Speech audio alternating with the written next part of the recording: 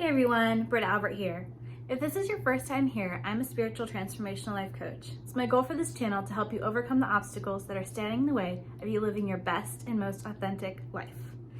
Today's video kicks off a series that I have been meaning to do for a long time. Every time I've talked about this, people have really shown a lot of interest. And so I know that there's tons of videos out there on YouTube and on the internet and different places that talk about the Clairs.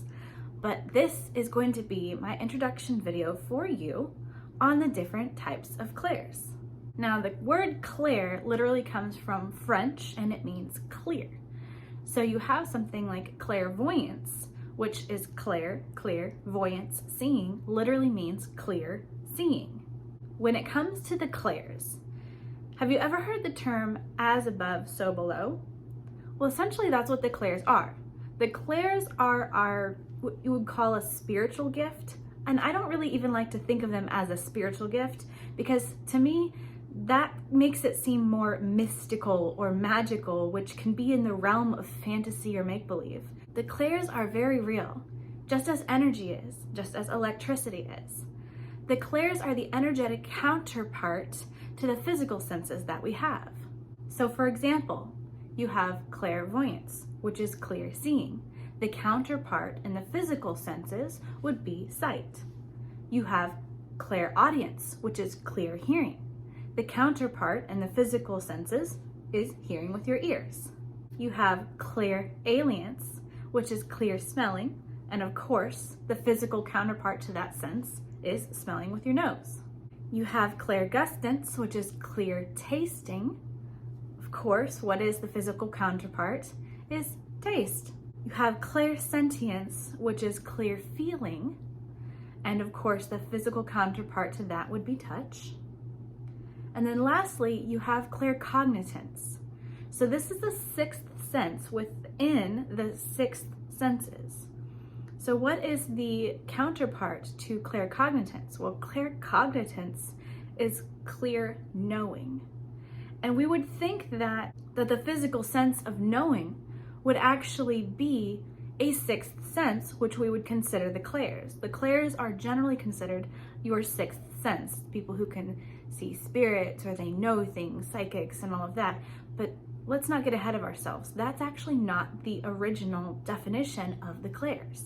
The physical counterpart to clear knowing or claircognitance actually has to do with our gut feelings. We get physical sensations, true physical sensations, when we are in a situation that we deem as unsafe. Your body has physical reactions such as getting goosebumps or chill bumps, whatever you call them. The hairs standing up on your body or the back of your neck.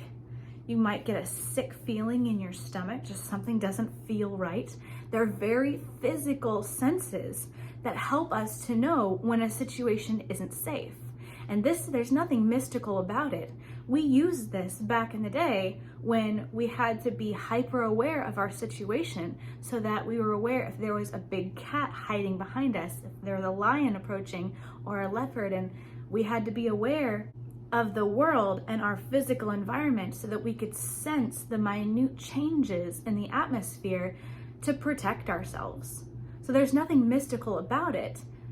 Knowing is a physical sense, a sixth physical sense. It's just one that we have dulled down over time because for most of us, it's not normal to be aware of if there's a giant cat hiding in the grass behind you that you need to look out for, or a leopard hiding in a tree that's stalking you. For most of us, that sense has almost completely died off. But this is the energetic counterpart, the mirror of that sixth physical sense. And we call it claircognitance, and it's clear knowing. So as you see, there's not a whole lot that's actually mystical about these clairs. And they were not intended initially when they were discussed to talk about like psychic abilities and things like that. However, they did get twisted into this more mystical idea. So the origins of the clairs The first one that I could find in my research was the mention of clairvoyance, and that was back in 1665. And like I said, it literally means clear seeing. It's understanding and the comprehension of situations and things that are happening. It's taking a more limited vocabulary and trying to describe the concept of zooming out of a situation to have a better vantage point, to change your perspective and to be able to see a bigger picture. But back in the 1600s, that wasn't necessarily in the French vocabulary or the English vocabulary or anything like that. We have changed our vocabulary and added words as we have learned things, as we have scientific discoveries. That's why you can't explain to somebody from the 1800s what a cell phone is. The word cell phone did not exist in their vocabulary. Neither did internet or Wi-Fi or anything like that. As we're learning and as we develop, our vocabulary changes. So right now, as I'm speaking to you, I can only use the words and the vocabulary that's available to me. But someday down the road, as we understand much more about our world and our universe and our bodies, we'll have a much better vocabulary to be able to explain these more esoteric concepts. And it actually wasn't until the 1900s where the Clairs, or specifically the word clairvoyant, started to take on the meaning of spiritual gifts. And that was when you had the boom of what they call it, like the psychic parties, where everybody would get together and they would do these seances. That's the word. Where seances were so big, the word clairvoyant was somehow adopted by that group and that demographic, and then took on the meaning as it is today to signify spiritual gifts or the spiritual realm, or more of a mystical or magical approach, rather than just the sheer fact of this is energy and this is the energetic counterpart to our physical senses that we already possess. So knowing what we know now, are there scientific proofs that the Clairs actually exist? Right now, I'm speaking to you more in a factual matter rather than one of mysticism. However, after the 19th century, the word started to take on the more mystical meaning. So the Clairs as we see them now, as recognized by the scientific community, is not the original definition, but the definition as was adopted in the 1900s. There are many studies over the past several hundred years into the different Clairs. You see it a lot with the Nazis and a lot of the things that they were doing and testing. You see it with our own government. You see it with pretty much every single government and military in the world. They have done some sort of testing with the Clairs. They might call it different things, and it branches way beyond this. So there are studies that have been done, and the results, I'm not even going to say the results are inconclusive, because it seems to be a lot of very credible validation for the gifts. However, it's also a situation from my observation to be more along the lines of experience, if that makes sense. Those that experience the Clairs and have run scientific data against it, the results, they're not duplicatable, because every person's body is different. We all have energy, but the way that we fluctuate that energy, the way that we can control that energy, varies based upon, honestly, our level of healing and self-awareness. You have somebody who's been abused their whole life and who is a very bitter person. They're going to be much more closed off. Their energy is going to be in survival mode, and it's going to be inside them. It's going to be keeping them safe. It's going to be closer within them. So they're not going to be willing to move that more out of their body, if that even makes sense. Somebody who is very self-assured, who has a lot of self-confidence, and they feel very secure and safe in their own body and their environment, they are much more willing to experience things outside of themselves. And so that plays a big factor in this as well. And so because when it comes to the scientific community, in order for something to be factual, it must be able to be duplicated, and it must be able to fall within certain criteria of proof. And these are just not able to do that. It is not duplicatable in blind studies and just going person to person to person, because each person is different. Our psyches are different. What we're open to is different. Our belief systems are different. So these are not duplicatable results. So therefore, as far as the scientific community sees this, again, based upon the 1900s definition of the Clairs, officially it is seen as pseudoscience. So when it comes to the Clairs, the biggest thing is intuition. And that's what makes it difficult. And that's what makes it very scary sometimes, is because when you're experiencing these things that you try your best to explain and only a handful of people can understand what you're saying or even experientially accept it as your truth, you have to use your own instinct and you have to use your own intuition to believe yourself. And it's very easy to look at this and say, am I crazy? And I think honestly, if there's a single person who has encountered the Clairs, which we all have, at certain times, we would question our sanity. Even if it's a fleeting moment, if it's not necessarily questioning your sanity, if you're not diving head into your Clairs and they're not something that's really in the forefront of your life, most of the time when we encounter our Clairs, we brush it off and we're like, oh, that was a trick of the light, or I'm tired, or whatever excuses that we want to give it. Because again, you have cognitive dissonance, which plays a role in this as well. And that is essentially not wanting to believe something that's contradictory of your current beliefs. So you're going to ignore any kind of proof because it's contradictory to your current beliefs, and that goes into a whole nother thing.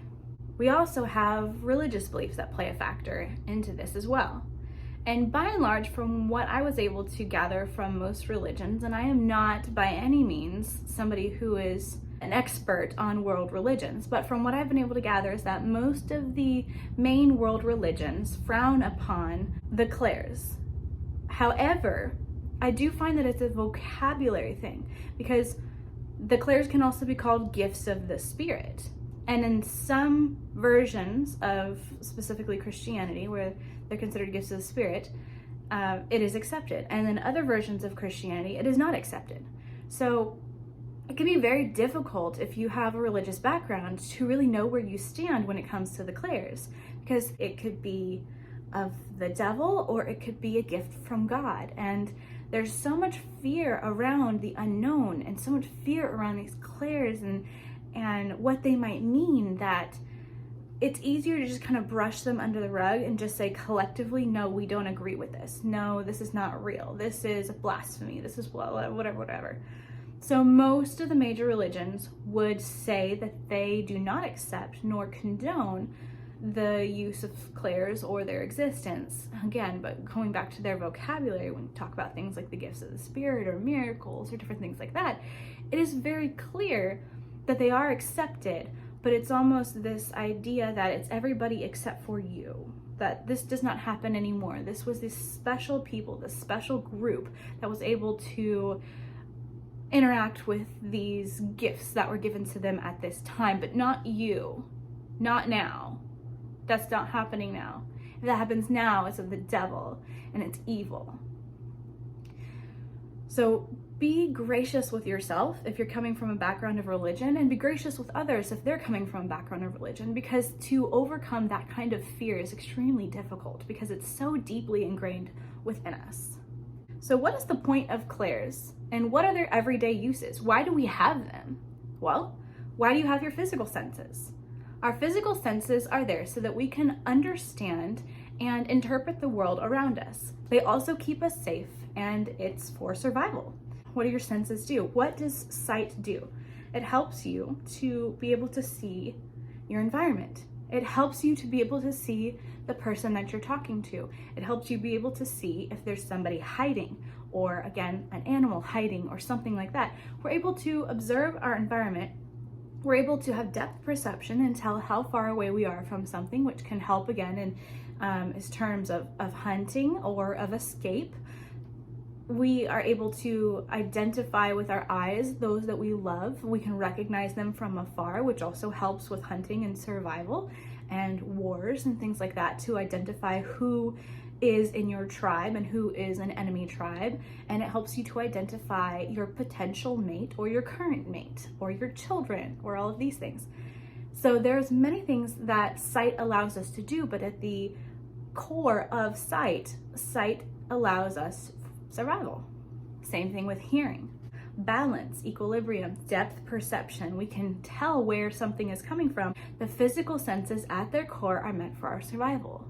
So the energetic senses then are the same, but the energetic senses we can use more in our real world life rather than where we used to when we were nomads and we were traveling and we had to look out for, like I said, the cats in the grass or the trees, the predators and hunting and basic communication and things like that. When you have the clairs, it helps you kind of graduate to this next level where you're still in the survival, but you are able to experience this on a wider plane. Okay, so it's just like where you're able to have that wider perspective and you're able to see a bigger picture. When you're using the energetic counterparts of these senses, the six senses, then you are able to understand your world and your relationship with people so much deeper. So if we take it back and we say, okay, so clairvoyance, clear seeing, it's not just the ability to see spirits or ghosts or entities. Clairvoyance is also the ability to see a person for who they are.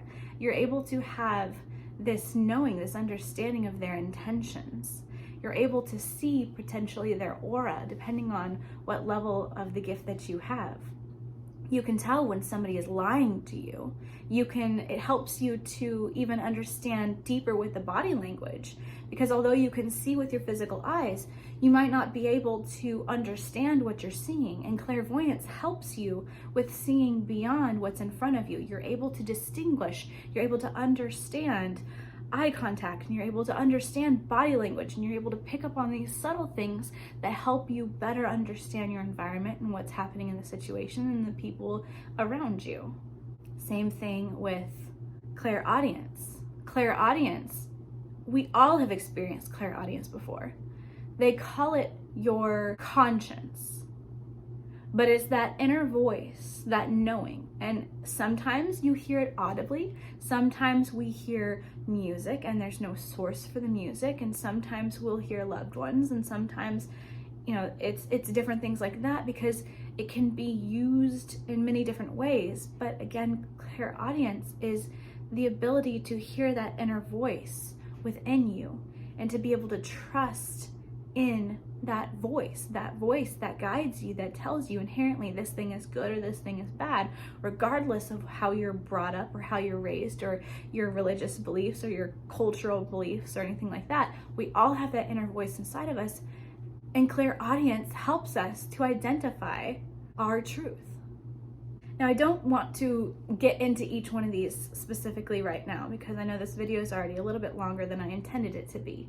But the next few videos in this series, each clair is going to get its own specific video, and I'll go more in depth on what is the clair, how do you recognize it, how do you know if you have it, how do you know if you've experienced it before, how can you grow it, and knowing what your dominant clairs are.